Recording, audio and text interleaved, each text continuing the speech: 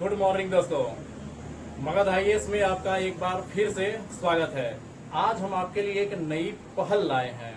आज हम आपके लिए एक नई टेस्ट सीरीज शुरू करने जा रहे हैं।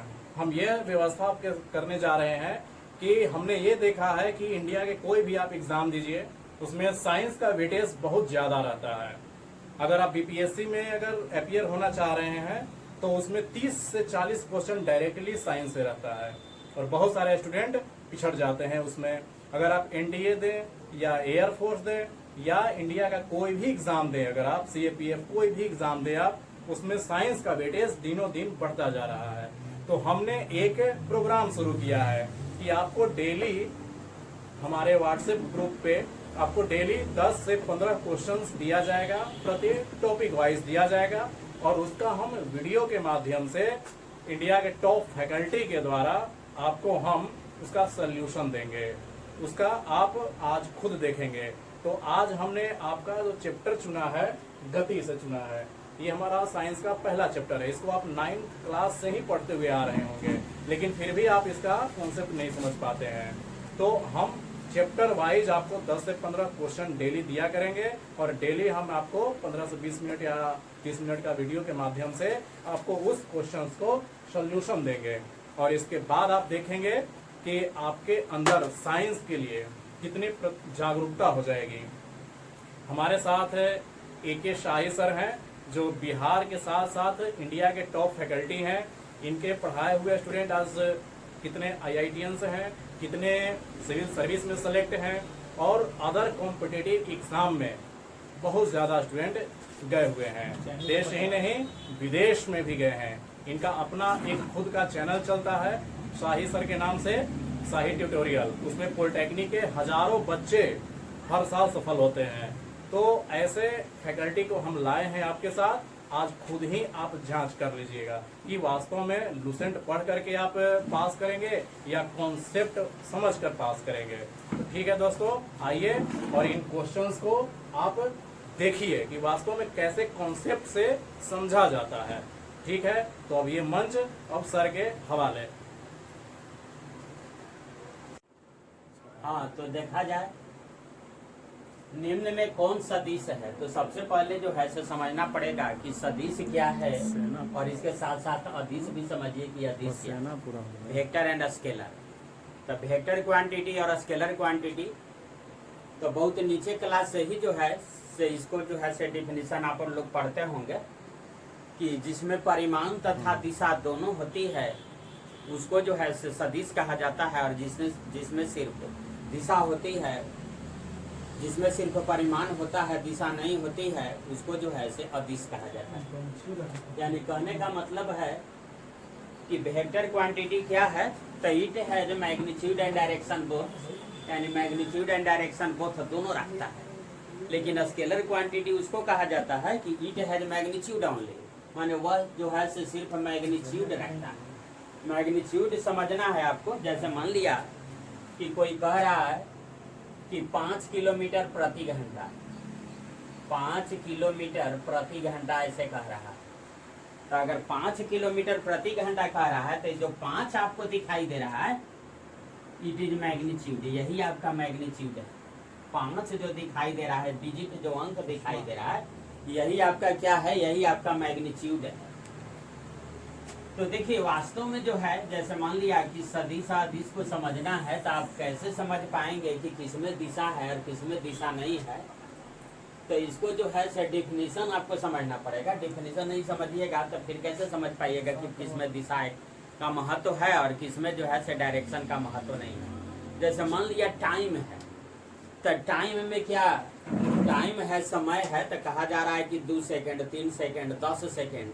तो इसमें जो है से दिशा से इसको क्या लेना देना है। अच्छा, मान लिया कि अब आइए बेग और चाल आइए, तो बेग और चाल आइए, तो वास्तव में बेग और चाल को जो है ऐसे जो है से मैथ जब बनाइएगा तो बेग और चाल को कभी चाल भी लिख देगा, कभी बेग भी लिख देगा, वो मैथ बन जाता है, वो आपका जो है से आंसर आ जाएगा। ठीक है, लेकिन वास्तव में जो है से इस सबको डिफाइन फिजिक्स करता है, और फिजिक्स करता है तो बेग का डिफिनीशन आपको देता है, अलग देता है, और जब चाल का डिफिनीशन जो है से अलग देता है। तो चाल को आपको कहता है कि दूरी बाई समय, जबकि वेग को कहता है विस्थापन बाई समय। यानी कहने का मतलब है कि वेग में जो है, वेलोसिटी में जो है से डायरेक्शन को भी लिया जाता है। जैसे मान लिया कि 5 किलोमीटर प्रति सेकंड के वेग से कोई व्यक्ति जो है से उत्तर दिशा में जा रहा है या दक्षिण दिशा में जा रहा है, तब वह जो है से वेग में आएगा। और यह जो है से 5 किलोमीटर जो प्रति घंटा हुआ, वह आपका चाल हो गया। तो देखिए कौन सा दिश है, तो मान लिया पहला चॉइस जो है, जो कार्य है, द्रव्यमान है, चाल है और विस्थापन है। तो सबसे पहले जो है कार्य मान लिया है, तो कार्य के बारे में आइए। तो कार्य को जो है से दिशा से मतलब नहीं है, कार्य को जो है से दिशा से मतलब नहीं है, तो वह अदिश है। द्रव्यमान है तो द्रव्यमान 5 केजी है, 10 केजी है, तो इसको भी जो है से दिशा से मतलब नहीं है, तो यह भी आपका स्केलर क्वांटिटी है, यानी अदिश है। चाल है, तो चाल के बारे में अभी अभी बताए थे कि दूरी बाई समय, तो इसको भी दिशा से मतलब नहीं है। दूरी क्या है, तो दूरी को दिशा से मतलब नहीं है, उत्तर दक्षिण पूरब पश्चिम ऐसा नहीं है। अब देखिए विस्थापन, विस्थापन को जो परिभाषा दिया गया है कि list distance between 2 point, smallest distance between 2 point, या कहिए कि शॉर्टेस्ट डिस्टेंस बिटवीन 2 पॉइंट, यानी दो बिंदुओं के बीच की न्यूनतम दूरी को विस्थापन कहा गया है। जैसे मान लिया कि कहने का मतलब ऐसा है कि शॉर्टेस्ट डिस्टेंस, जैसे मान लिया कि एक जगह से दूसरा जगह आपको जाना है, तो रोड से आप चल रहे हैं, तो रोड जो है से टेढ़ा कैसे कैसे आप जा रहे हैं, तो वह जो है से अगर उस सब जोड़िएगा तो वह आपका डिस्टेंस है। और विस्थापन जो है, विस्थापन का मतलब डिस्प्लेसमेंट उसको कहा जाता है कि हवाई मार्ग माने एरोप्लेन से जाना है। तो एरोप्लेन से जाना है तो मान लिया कि एक पॉइंट पर जो है से एक निशान आप दे दीजिए, कोई जो है कोई चीज ऐसे जो है से गाड़ दीजिए, और दूसरा जगह दूसरा पॉइंट पर, और दोनों के बीच जो लीस्ट डिस्टेंस हुआ उसको विस्थापन कहा जाता है। यानी दो बिंदुओं के बीच की न्यूनतम दूरी को विस्थापन कहा जाता है, और उसकी दिशा प्रारंभिक बिंदु से अंतिम बिंदु की ओर होती है। जैसे मान लिया कि यहाँ है और यहाँ से आपको यहाँ जाना है, तो कोई ऐसे ऐसे भी तो जा ही सकता है, ठीक है, ऐसे चला गया, तो यह आपका दूरी है। लेकिन विस्थापन का मतलब है कि यह जो है से एयर मार्ग चाहिए, माने हवाई मार्ग चाहिए, माने हवाई जहाज से आपको चलना है, तो यहाँ पर जो है और यहाँ पर है, तो हवाई जहाज बिल्कुल जो है से ऐसे चलता है, ऐसे चलेगा। तो यह आपका जो है से क्या आ गया, शॉर्टेस्ट डिस्टेंस हो गया, यानी कि लीस्ट डिस्टेंस हो गया, मिनिमम डिस्टेंस आपका हो गया, तो इसको विस्थापन कहा गया है। और इसका दिशा कहा गया है कि प्रारंभिक बिंदु से अंतिम बिंदु की ओर होती है। अगर इसको प्रारंभिक बिंदु मान लिया जाए, इनिशियल पॉइंट मान लिया जाए, और इसको जो है अंतिम बिंदु यानी फाइनल पॉइंट मान लिया जाए, तब विस्थापन की दिशा प्रारंभिक बिंदु से अंतिम बिंदु की ओर होती है, और यह दो बिंदुओं के बीच की न्यूनतम दूरी है। तो देखिए कौन सदिश है, तो क्लियर है कि आपका यह जो है से क्या आ जाएगा, सदिश में आ जाएगा। अब इसके बाद आइए कौन अदिश है, कौन अदिश है, या ये दूसरा क्वेश्चन पर आइए, बल है, कार्य है। तो देखिए अभी अभी हम कहे थे कि कार्य को दिशा से लेना देना नहीं है। मान लिया कि किसी ने जो है से 20 जूल कार्य किया, कोई 25 जूल कार्य किया, तो ऐसा नहीं है कि 25 जूल जो है से उत्तर दिशा में कार्य किया, ऐसा नहीं है। 25 जूल कार्य किया, 20 जूल कार्य किया, तो यह जो है से आपका क्या है, यह जो है से आपका स्केलर क्वांटिटी है, यानी अदिश राशि है। चलिए इसके बारे में भी थोड़ा सा चर्चा कर लेते हैं, ये क्या है, ये क्या है, ये क्या है। चलिए बल आइए, तो बल किसको कहा जाता है, तो बल का मतलब आपको होता है द्रव्यमान गुने त्वरण। देखिए बल है F, तो F बराबर होता है कि ma, जो नीचे क्लास से ही पढ़ते हो। तो देखिए m द्रव्यमान आपका है, तो द्रव्यमान को जो है से दिशा से लेना देना नहीं है, यह तो क्या है, अदिश राशि आपको है। 2 किलो, 10 किलो, 20 किलो, तो इसमें जो है से डायरेक्शन का कोई महत्व नहीं है, कोई इंपॉर्टेंस नहीं है। अब आइए त्वरण, त्वरण किसको कहते हैं, तो त्वरण जो है आपका वेग परिवर्तन की दर त्वरण कहलाता है। तो आइए बराबर v/t लिख देते हैं, v/t, यानी वेग परिवर्तन को अगर v मान ले तो v/t। तो अब वेग आइए कि तो टाइम जो है यहाँ, टाइम भी जो है से अदिश राशि है, स्केलर क्वांटिटी। इसको भी दिशा से लेना देना नहीं है, 2 घंटा, 4 घंटा, 5 घंटा, 10 घंटा ऐसे ही कहा जाता है। ऐसा नहीं है कि 5 घंटा उत्तर और दक्षिण ऐसे कहा जाता है। तो अब आइए वेग पर आइए। तो वेग जो है, वेग किसको कहा जाता है? तो वेग आपका होता है विस्थापन बाई समय होता है। तो देखिए विस्थापन बाई समय, अब विस्थापन के बारे में अभी अभी जो है से काफी देर तक बताया विस्थापन के बारे में कि यह दो बिंदुओं के बीच की न्यूनतम दूरी है जिसकी दिशा इनिशियल पॉइंट से माने प्रारंभिक बिंदु से अंतिम बिंदु की ओर होती है। माने इसमें दिशा कहा गया है, फिजिक्स से डिफाइन किया है इस तरह से विस्थापन को। तो ऐसे जो है तो ये आ गया आपका क्या, वेग आ गया विस्थापन बाई समय। तो इसका मतलब कि वेग जो है, वेलोसिटी जो है से आपका सदिश राशि हो गया, जिसे विस्थापन के चलते हो गया। और इसके बाद ई क्या आ गया, तो यह जो आ गया जब वेग सदिश आ गया तो इसका मतलब कि त्वरण सदिश आ गया। और जब त्वरण सदिश आ गया तो बल बराबर देखिए द्रव्यमान इंटू त्वरण है। तो जब भी सदिश आ गया तो इसका मतलब कि बल को भी क्या बना देगा, सदिश बना देगा। तो यह आपका क्या है, यहाँ पर ही सदिश राशि है। संवेग आइए, तो संवेग बराबर होता है संवेग को लिखा जाता है P से। तो P बराबर होता है mv का मतलब हो गया मास है, m द्रव्यमान और v वेग है। तो वेग को अभी अभी बताए थे कि सदिश राशि है। तो जिसके चलते यह संवेग जो है से आपका क्या आ गया, सदिश राशि आ गया। तो ये भी आपका जो है से सदिश राशि है। त्वरण के बारे में हम बोल दिए, देखिए त्वरण वेग बाई समय है, अब वेग विस्थापन बाई समय है। तो त्वरण भी आपका सदिश राशि आ गया, इसलिए कार्य जो है से क्या हो गया, कार्य आपका अदिश राशि हो गया। तो इस तरह से कार्य सदिश सदिश हुआ। अब देखिए यहाँ पर है निम्न में सदिश राशि कौन सा। तो सदिश राशि कौन सा है, तो ये तो आप पकड़ ही लीजिएगा। विस्थापन अभी अभी बोले हैं कि विस्थापन क्या है, सदिश राशि। चलिए यहाँ पर आइए कार्य के बारे में अभी जो है से काफी हम बताए। अब आइए विभव। तो विभव के बारे में जो है, विभव को डिफाइन नहीं कीजिएगा। विभव का मतलब वोल्टेज, पोटेंशियल। अब इसको आप डिफाइन नहीं कीजिएगा, माने डिफिनीशन आप नहीं समझ रहे हैं तब आप नहीं समझ पाइएगा। और इसके बाद आपको रटना पड़ेगा, सदिश का एक चार्ट बनाना पड़ेगा और अदिश का एक चार्ट बनाना पड़ेगा। बहुत से लड़का के देखे हैं कि तैयारी करता है तो जहाँ पर अपना वो सो रहा है, बेड बनाए हुए है, उसके बाद जो है से पूरा दीवार पर जो है से पूरा कागज साटे हुए है, सदिश आदिश का पूरा लिस्ट जो है से लंबा ऊपर से नीचे तक 10 फीट का जो है से लिस्ट साट दे रहा है कि सदिश का आदिश का। इसके बाद जो है से सोया हुआ है और ओकरा पर ताक रहा है डेली जो है। अब ताकते ताकते कुछ याद कर लिया तो वैसे से कितना काम चलेगा, उस सबसे मेरे समझ से नहीं काम चलेगा। और मान लिया कि आप रटे हुए हैं और वही आ गया तो ठीक है, वैसा आ सकता है, तो वो बहुत कम वैसा चांस है। तो देखिए वैसा नहीं कीजिए। तो देखिए विभव, तो ये आपको विभव है। विभव का मतलब पोटेंशियल है, वोल्टेज। तो वोल्टेज को सबसे पहले समझिए कि हम कहते हैं किसको। तो देखिए उसका डिफिनीशन जो है सही इस तरह से दिया गया, हालांकि सब निजी क्लास से पढ़ने के लिए रहता है, अगर बारीकी से पढ़ा जाए तो सही है। तो देखिए उसको डिफिनीशन दिया गया है कि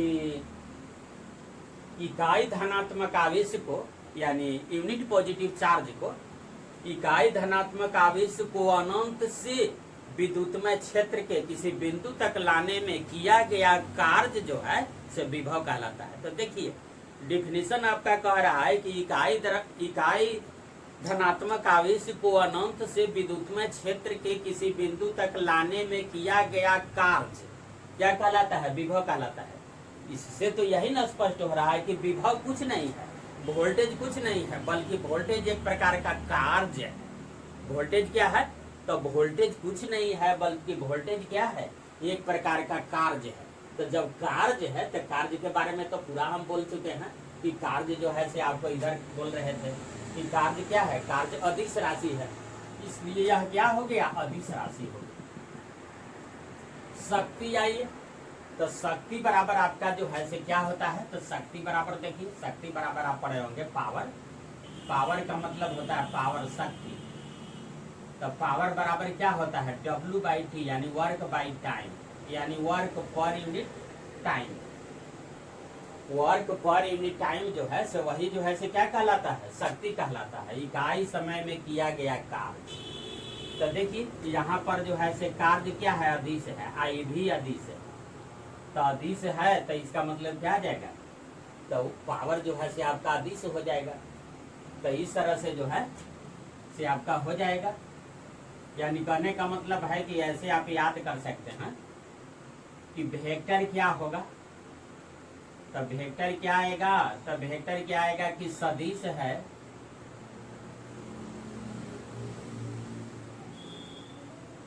देखिए सदिश तो एक तरह से ऐसे ही याद रखिए, याद रख सकते हैं, वैसे तो हम समझा दिए कि अगर मान लिया कि कोई वेक्टर है, आप वेक्टर बाई स्केलर आ गया, यानी सदिश बटा अदिश आ गया, तो फाइनल रिजल्ट क्या आ जाएगा, सदिश आएगा। अब सदिश गुने अदिश कोई आ गया तो फाइनल रिजल्ट क्या हो जाएगा, तो फाइनल रिजल्ट आपका जो हो जाएगा वो सदिश हो जाएगा। तो इस तरह से जो है सदिश सदिश को आप पहचानिएगा। अब देखिए यह जो है से तीसरे नंबर क्वेश्चन पर हम आते हैं कि यदि किसी वस्तु द्वारा तय की गई दूरी, की दूरी देखिए समय के वर्ग का अनुक्रमानुपाती है, तो हम कह सकते हैं कि वस्तु, पहला चॉइस है कि शून्य वेग से चलती है, दूसरा अचर चाल से चल रही है, और तीसरा त्वरण अचर है, और चौथा चॉइस आपका दे रहा है कि वेग समान है। अब इसका हम जो है से कैसे बनाएंगे तो ध्यान दीजिए। तो देखिए कह रहा है कि किसी वस्तु द्वारा तय की गई दूरी जो है, यहाँ पर देखिए ये दूरी जो है से क्या है, समय के वर्ग है, देखिए वर्ग का अनुक्रमानुपाती है, माने डायरेक्टली प्रोपोर्शनल।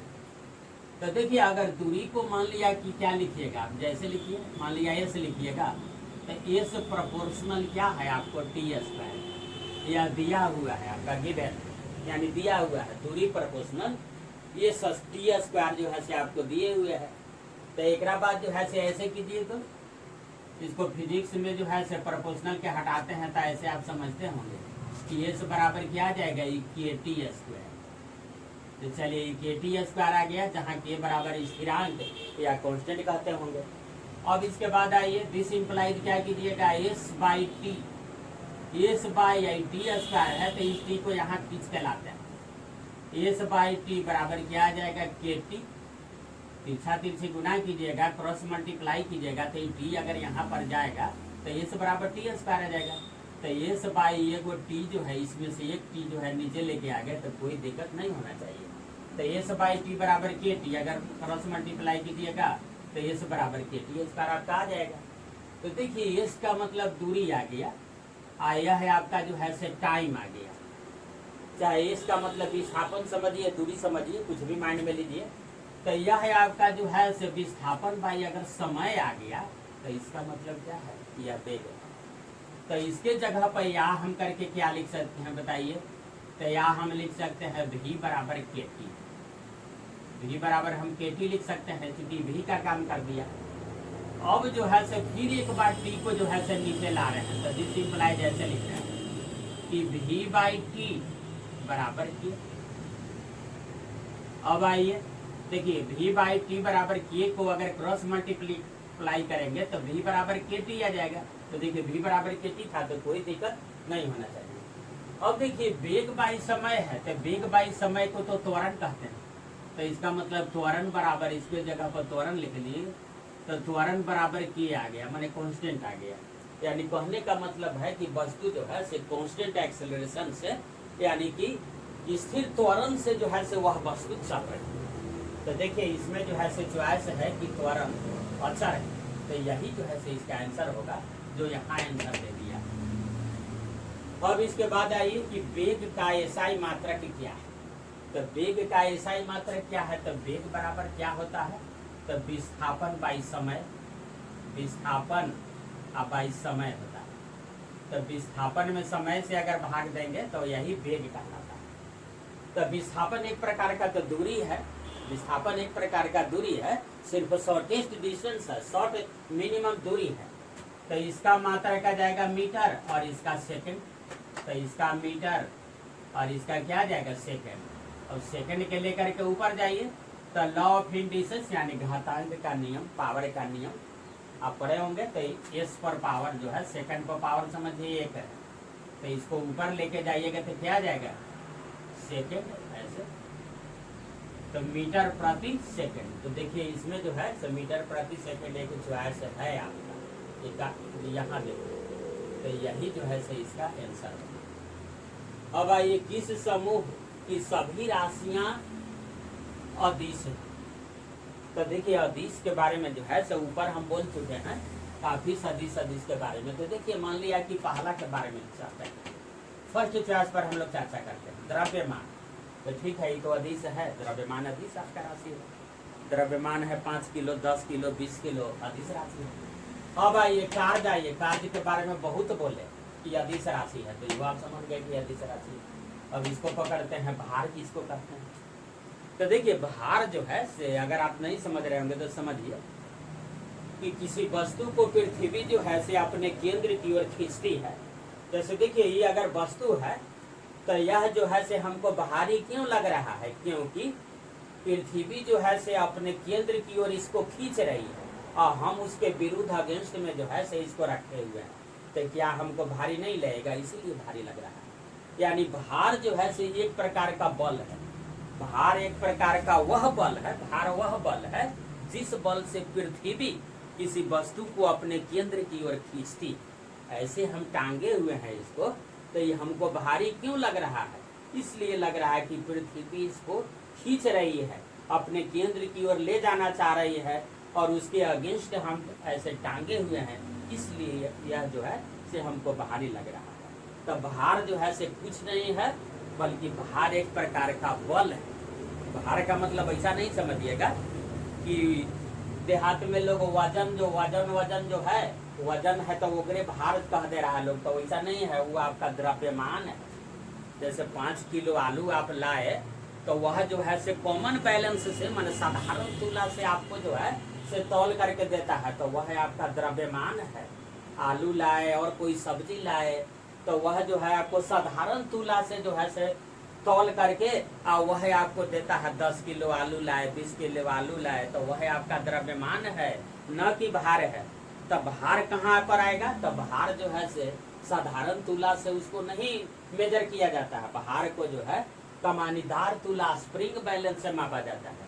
तब भार बराबर क्या होता है, भार W बराबर अभी बताए थे F बराबर ma। तो यही जो है से भार के लिख दीजिए, इसके जगह पर W लिख दीजिए वेट। तो वेट बराबर m, तो ठीक है m, A के जगह पर G लिख दीजिए और G का मान आप जानते हैं कि क्या होता है 9.8 मीटर प्रति सेकेंड स्क्वायर ही होता है। यानी कहने का मतलब है कि किसी वस्तु का जो द्रव्यमान है उसमें अगर G से यानी 9.8 से हम गुना कर दे तो वह उस वस्तु का भार बन जाता है। और जो स्प्रिंग बैलेंस होता है यानी कमानीदार जो तुला होता है वह जो है से G से गुना करके और वह डायरेक्ट जो है से बताता है कि मतलब क्या है उसका भार क्या है, न्यूटन में बताएगा। तो इस तरह से जो है से यहाँ पर अगर हम आए कि ठीक है ये तो अदिश है, ये अदिश है, लेकिन भार क्या है, तो भार तो एक प्रकार का बल है। तो जब बल, तो बल के बारे में तो इधरों हम चर्चा कर चुके हैं कि बल जो है से सदिश है, तो यह ग्रुप नहीं होगा। ये 3 गो का ग्रुप है, तो ये आई तो सदिश अदिश हो गया, लेकिन ये आपका सदिश हो गया, लेकिन अदिश का ग्रुप ही पूछ रहा है। तो चलिए ये जो है हट गया चॉइस से। अब इसके बाद जो है ऐसे इस पर आइए आयतन। तो आयतन को भी दिशा से लेना देना नहीं है, लंबाई गुने चौड़ाई गुने ऊंचाई। तो ठीक है ये अदिश है आपका ऊर्जा। तो ऊर्जा एक प्रकार का कार्य है, तो वह भी आपका अदिश राशि है। चलिए 2 गो आ गया। अब आइए दाब। तो दाब आ जाइएगा। तो प्रेशर के बारे में जो है, तो प्रेशर किसको कहा गया है, तो प्रेशर न तो neither vector not scalar. Pressure जो है से क्या है, नाइदर वेक्टर नॉर स्केलर। यह न तो वेक्टर है न तो स्केलर है। आप जानते होंगे, तो हो सकता है जानते होंगे कि एक वेक्टर होता है, एक स्केलर होता है, और एक और चीज है जो नीचे क्लास में उसका चर्चा नहीं है, लेकिन अगर आप ऊपर कक्षा में पढ़े होंगे तो हो सकता है जानते होंगे। एक वेक्टर, एक स्केलर, एक होता है टेंसर। 3 ठो होता है, एक वेक्टर, एक स्केलर, एक टेंसर। तो थोड़ा सा उसके बारे में बोलते हैं कि वेक्टर को आप समझ रहे हैं कि जिसमें परिमाण तथा दिशा दोनों होती है, तो उसको तो हम कहते हैं क्या, उसको सदिश कहते हैं।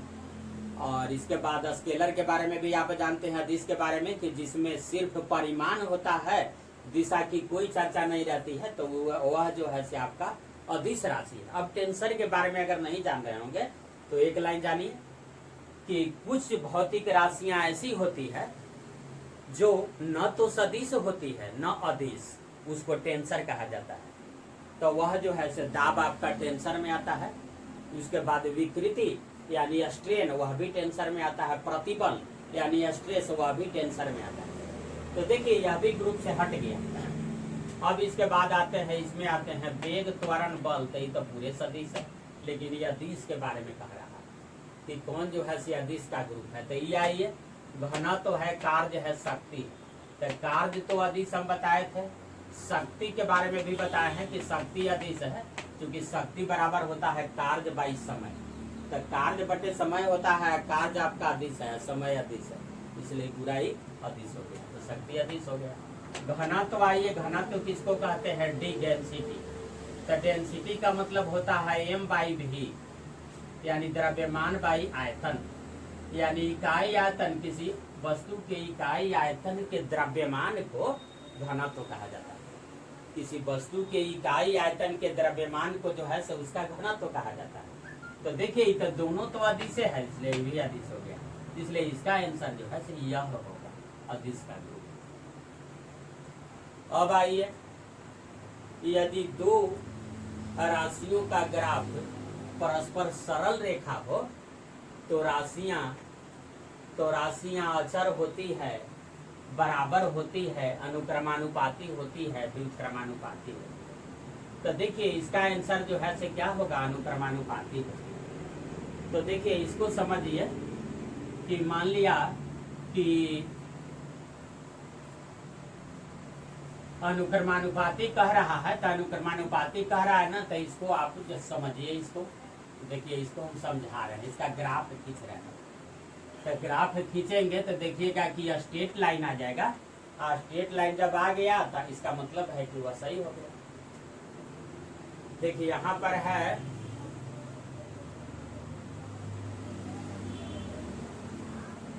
कि यदि दो राशियों का ग्राफ परस्पर सरल रेखा हो, तो सरल रेखा हो तो ये क्या होती है? तो देखिए दो राशि है, मान लिया एक x एक y है, x समानुपाती अगर y है, तो चलिए x और y के लीजिए।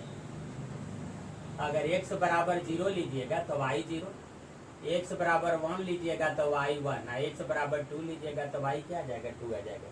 चलिए इसके बीच जो है से एक ग्राफ ड्रॉ करते हैं। तो देखिए x अक्ष है, यह जो है से आपका y अक्ष, ये 0 है। तो देखिए x बराबर 0, y बराबर 0, ये पॉइंट आ गया। x बराबर 1 है, y बराबर 1 है, तो देखिए 1 है, i 1 है। तो देखिए कौन पॉइंट आ गया? ये पॉइंट आ गया। x बराबर 2 है, चलिए ऐसे बढ़ जाइए सीधा, और y बराबर 2 है, तो देखिए ये 2 है, ऐसे बढ़िए। देखिए ये पॉइंट हो गया। तो देखिए ये कैसे जा रहा है? ऐसे जा रहा है। तो इसका मतलब क्या है कि x समानुपाती क्या होगा? y होगा। x समानुपाती अगर y है तो इसका ग्राफ अगर हम खींचेंगे, तो ग्राफ खींचेंगे तो क्या आ जाएगा? सरल रेखा होगा। यही ना क्वेश्चन कह रहा है कि यदि दो राशियों का ग्राफ परस्पर सरल रेखा हो तो राशियां होती है। तो राशियां क्या होती है? तो देखिए अनुक्रमानुपाती होती है, व्युत्क्रमानुपाती अगर लीजिएगा, x समानुपाती क्या, x ऐसे ले लीजिएगा, तो इसका ग्राफ खींचिएगा, तो इसका ग्राफ आपको जो है से सरल रेखा नहीं आएगा, इसका ग्राफ जो है से दूसरा चीज आ जाएगा। इसलिए इसका आंसर यह होगा। चलिए अब यहाँ आइए, एक व्यक्ति पटना से चलकर कोलकाता पहुंचता है और फिर कोलकाता से वापस पटना आ जाता है। तो विस्थापन, तो देखिए विस्थापन जो है से, विस्थापन पता करने के लिए जो है से क्या कीजिए कि दो स्टिक लीजिए, एक जो है से प्रारंभिक बिंदु पर गाड़ दीजिए, फिर जो है से एक फाइनल पॉइंट पर गाड़िए। तो मान लिया कि प्रारंभिक बिंदु पर जो है, प्रारंभिक बिंदु पर जैसे एक यहाँ पर है बिंदु आया, यहाँ से यहाँ आपको जाना है, तो एक यहाँ पर ऐसे स्टिक गाड़िए, बांस गाड़ दीजिए, और एक यहाँ पर गाड़िए, और यहाँ से यहाँ जो है से रस्सी टांग दीजिए। अब दोनों के बीच जो है से न्यूनतम दूरी जो है से आपका विस्थापन कहलाएगा। तो मान लिया कि व्यक्ति जो है से कहाँ, पटना से कोलकाता चला, तो पटना से अगर कोलकाता चला है तो पटना में एक स्टिक गाड़ी एक बांस ऐसे गाड़ दीजिए। तो पटना से कोलकाता चल गया और फिर कोलकाता से वापस आकर के फिर पटना आ गया, तो दोनों स्टिक तो एक ही जगह गाड़ दीजिएगा। तो दोनों बिंदुओं के बीच की न्यूनतम दूरी क्या आ जाएगा? 0 आपका आ जाएगा, क्योंकि दोनों एक ही जगह फाइनल पॉइंट यानी शुरुआत वाला बिंदु और अंतिम पॉइंट दोनों एक है, तो एक है, तो इसलिए इसका जो है से आंसर क्या आ जाएगा? इसका आंसर जो है से आपका 0 हो जाएगा विस्थापन। इस तरह से अब देखिए एक समान गति, अब इतना जो है खत्म करते हैं। अब इसके बाद जो है से देखिए क्या कह रहा है कि एक समान वृत्तीय गति में, एक समान वृत्तीय गति में चाल और वेग अचर रहता है, चाल और वेग चर रहता है। तो देखिए चर का मतलब क्या? चर का मतलब बदलने वाला, चर का मतलब जो वैरी करता है, और अचर का मतलब जो कांस्टेंट रहता है। चर का मतलब समझिएगा कि जो चेंज करते रहता है, बदलता है। अचर का मतलब जो बदलता नहीं है, 4 5 ही सब कोई कर दिया तो अचर है। तो कह रहा है कि एक समान वृत्तीय गति में कोई वस्तु जो है से वृत्तीय गति में, एक समान वृत्तीय गति में है, करने का मतलब मान लिया कि 5 किलोमीटर प्रति घंटा के वेग से जो है उतना से जो है से गतिमान है। तो 5 है, माने कहने का मतलब कि हर एक बिंदु पर जो है उसका मैग्नीट्यूड 5 है।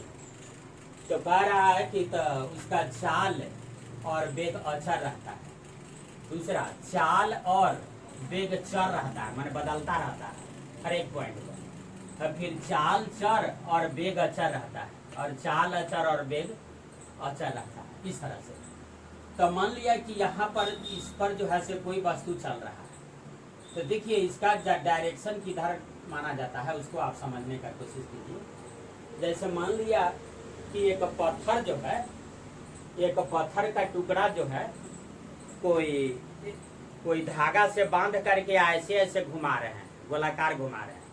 तो ऐसे ऐसे अगर गोलाकार घुमा रहे हैं उसको, अगर मान लिया कि वह धागा टूट जाए तो जानते हैं वह पत्थर कहाँ जाएगा? तो देखिए कहाँ जाएगा।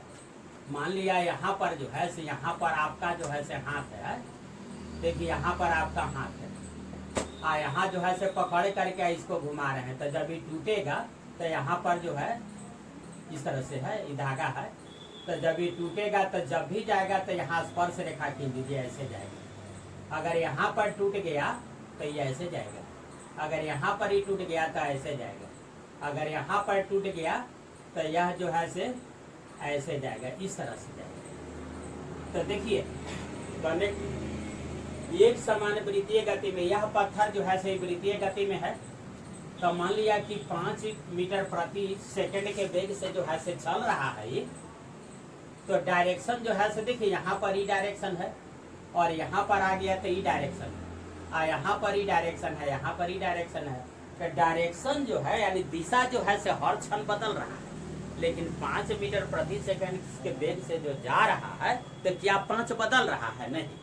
तो इसका मतलब कि चाल क्या आ जाएगा? चाल आप बताइए। तो चाल अचर आ जाएगा, अचर आएगा कि नहीं, क्योंकि 5 है। और उसके बाद वेग क्या आ जाएगा? तो वेग आपका चर हो जाएगा। वेग काहे चर हो जाएगा? क्योंकि वेग के डिफिनेशन के साथ दिशा भी होता है, और वस्तु जब इस पर चल रही है, इस वृत्त पर चल रही है, तो उसकी दिशा हर क्षण बदल रही है। तो ठीक, तो इसका आंसर क्या आ जाएगा कि चाल अचर हो जाएगा, आप वेग चर हो जाएगा। तो अब उसको ढूंढिए कि चाल जो है से अचर रहेगा और वेग चर रहेगा। तो देखिए चाल चर गलत है, चाल अचर ठीक है, और वेग चर। वेग क्या? चाल अचर और वेग अचर है। हम क्या बता रहे हैं? चाल अचर है तो चाल चर है, यहाँ पर चाल और वेग अचर है। चाल और वेग क्या है? चाल अचर सही कर लीजिए, और वेग क्या रहेगा? वेग चर रहेगा।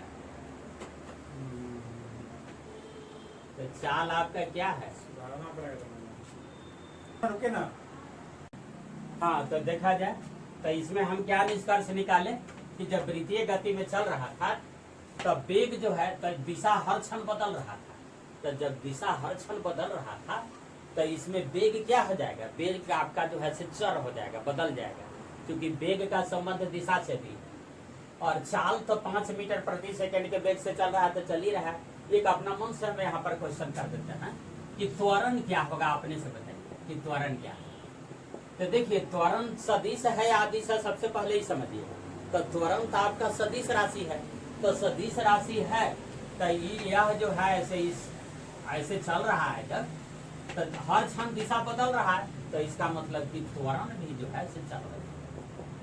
चॉइस में ऐसा नहीं है। तो देखिए निष्कर्ष हम लोग निकाले तो चाल अचर है और वेग चर है।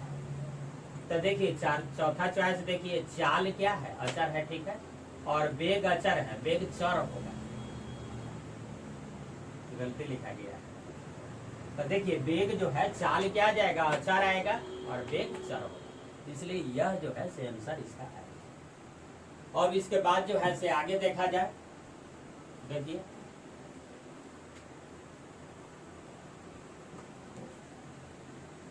अब देखिए आर त्रिज्या वाले वृत्ताकार पथ पर चलने वाली किसी वस्तु का रैखिक वेग जो है से भी है, तो कोणीय वेग ओमेगा है, तो कौन संबंध सही है, ऐसा दे रहा है। तो देखिए एक होता है लीनियर वेलोसिटी, जिस वेलोसिटी की हम चर्चा अभी बार बार कर रहे थे, v बराबर विस्थापन बटे समय।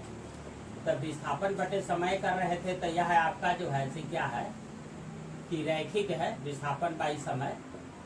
और एक होता है कोणीय वेग। तो कोणीय वेग का मतलब होता है कि जब कोई वस्तु किसी वृत्त पर चलती है, जब कोई वस्तु किसी वृत्त पर चलती है, तो देखिए मान लिया कि इसमें जो है हम बता रहे हैं कि एक वस्तु है,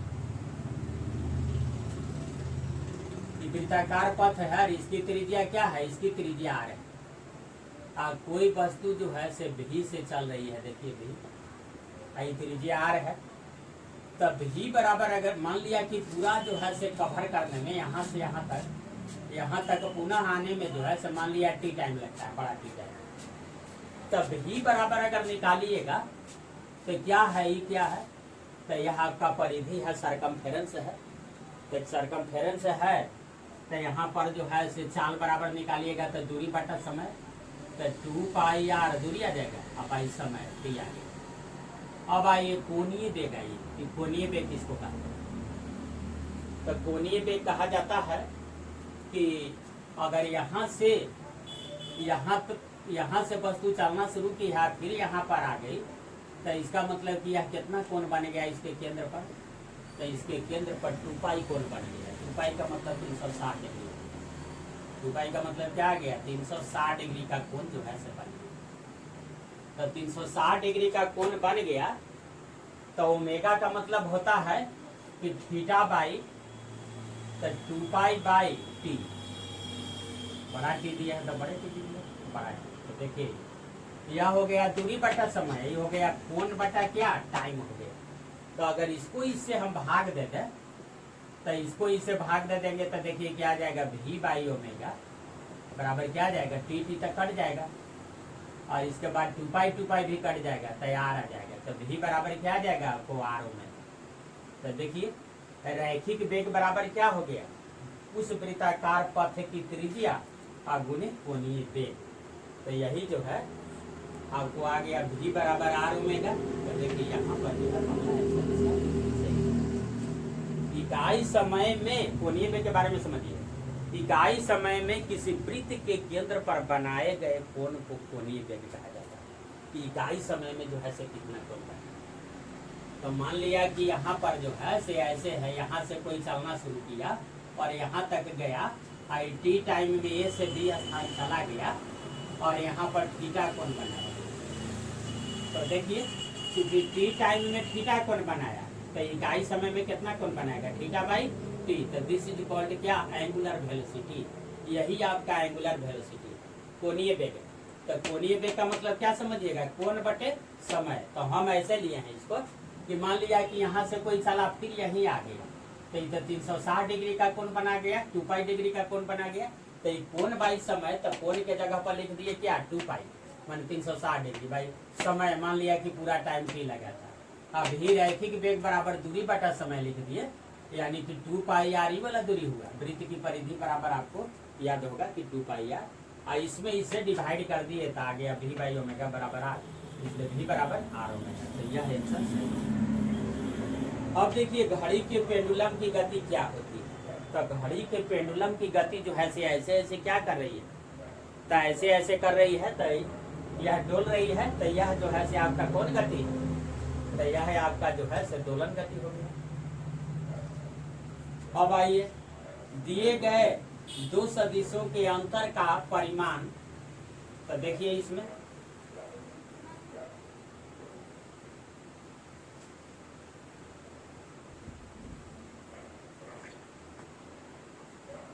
दिए गए दो सदिशों के अंतर का परिमाण क्या होगा। तो देखिए यहाँ पर जो है से क्या है कि इसके डायरेक्शन को आप देखिए, इस तरह का डायरेक्शन दिया हुआ है, इसके डायरेक्शन को देखिए ऐसे दिया हुआ है इसका डायरेक्शन।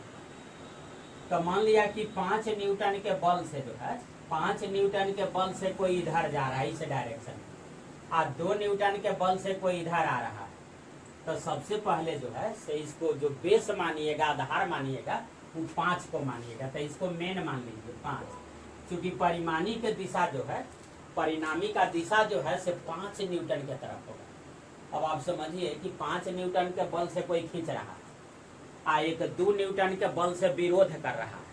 तो विरोध कर रहा है तो फाइनल डिसीजन किसके तरफ जाएगा, जो 5 न्यूटन के बल से जिधर खींच रहा है उधर होगा।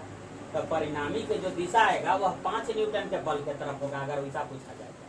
तो कह रहा है कि उसका अंतर क्या होगा, तो उसका अंतर क्या होगा, तो देखिए इसको जो है से इसके डायरेक्शन को मेन डायरेक्शन मान लीजिए।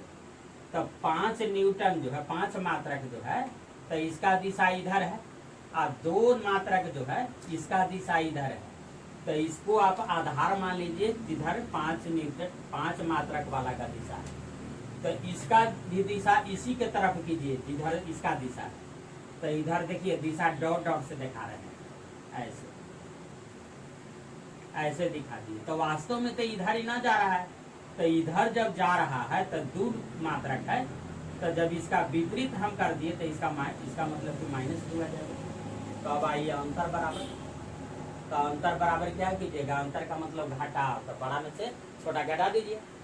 तो देखिए ये बड़ा तो 5, अब माइनस घटाओ, अंतर का मतलब घटाओ कितना -2। तब देखिए क्या आ जाएगा 7 होगा इसका अंतर जो है से आपका 7 आ जाएगा। ऐसे अगर आपको लग रहा होगा कि 5 में से 2 घटा दीजिए तो 5, तो देखिए यहाँ पर डायरेक्शन को भी आपको ध्यान देना है ना। मान लिया कि 5 का डायरेक्शन ठीक है इधर रहेगा, और 2 का डायरेक्शन भी अगर इधरे रहता, वास्तव में अगर मान लिया कि अगर रहता क्वेश्चन में, तो अब जो है से 5 में से 2 घटा देते तो 3 आंसर आपका सही हो जाता। लेकिन डायरेक्शन विपरीत दिए हुए, तो विपरीत दिए हुए इसलिए सबसे पहले डायरेक्शन को हमने सेम किया। अब किसके डायरेक्शन के तरफ किया, तो मेन डायरेक्शन किसको मान लिया, जो बड़ा था उसके डायरेक्शन को मेन डायरेक्शन मान लिया, और इसके डायरेक्शन को भी उधर किया, इसी के डायरेक्शन में किया, इसी के डायरेक्शन में किया, तो इधर डायरेक्शन था तो 2 था, तो जब उल्टा हम कर रहे हैं तब तो -2 हो जाएगा, और फिर इस बड़ा में से छोटा क्या कर दिएगा। तो यह जो है से आपका आंसर आ गया। अब जो है से इसके बाद देखिए 5 और 12 मात्रक वाले 2 सदिशों के परिणामी सदिश का मान जब एक दूसरे से समकोण दिशा में क्रियाशील हो तो क्या होगा। तो देखिए एक चीज हम बताते हैं कि मान लिया कि बिंदु है, इस बिंदु पर एक P बल लग रहा है, एक इधर जो है से Q बल लग रहा है, बीच का दोनों के बीच का कोण थीटा।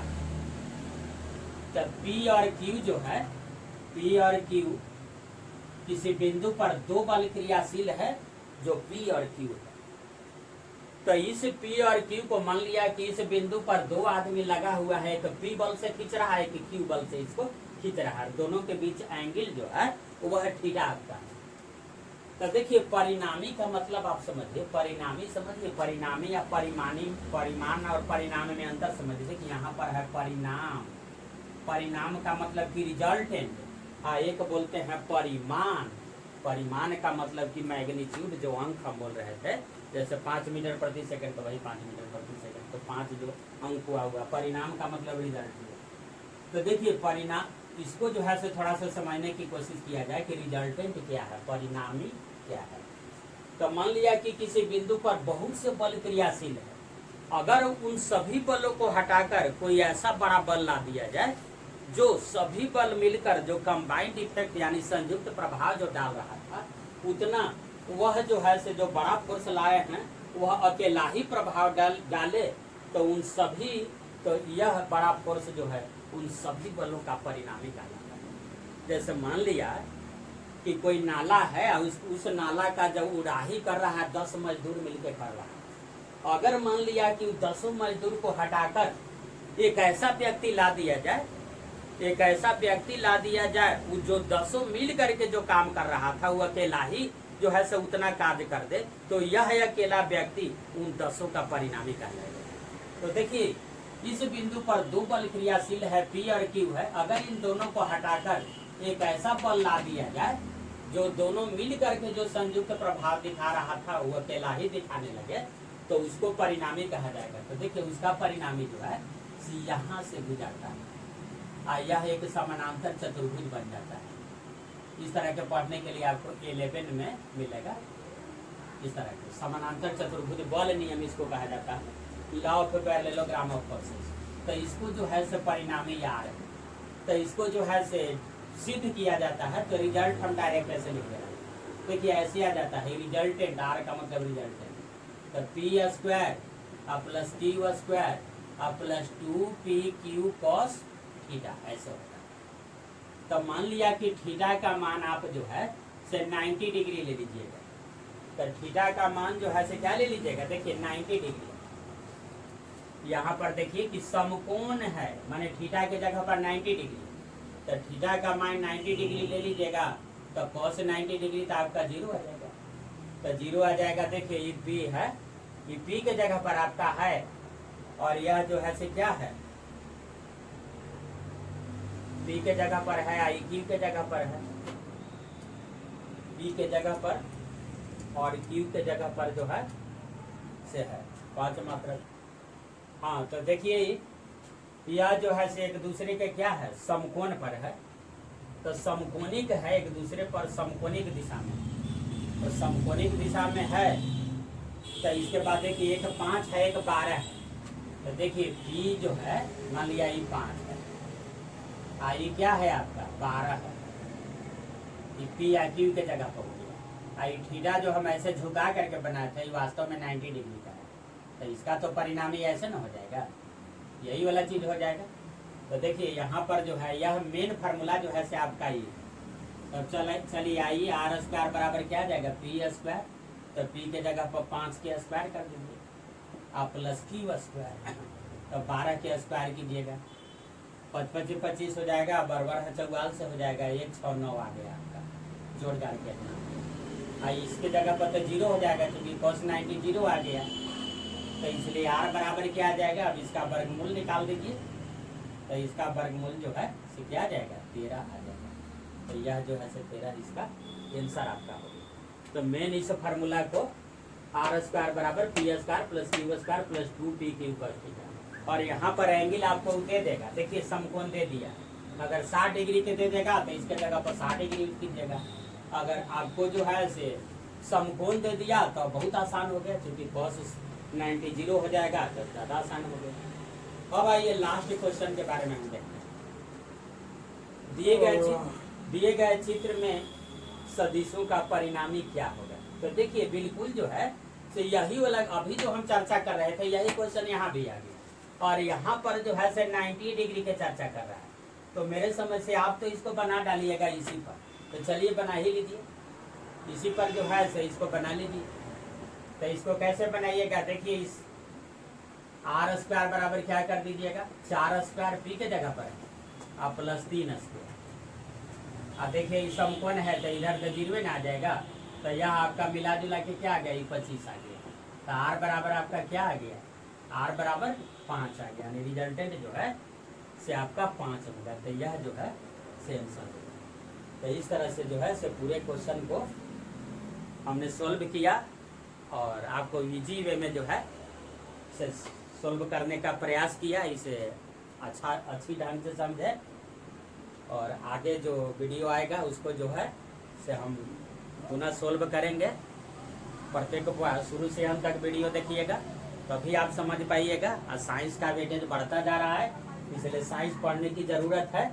अब ऐसा नहीं रहा कि सिर्फ अकबर बाबर कीजिएगा तो चुना जाइएगा, और अकबर बाबर के साथ साथ ही भी करना पड़ेगा, इसको समझना पड़ेगा। साइंस को जो है तो सिर्फ रटा नहीं जा सकता है। तो इसी के साथ जो है मैं अपने वक्तव्य को समाप्त करता हूँ। थैंक्स।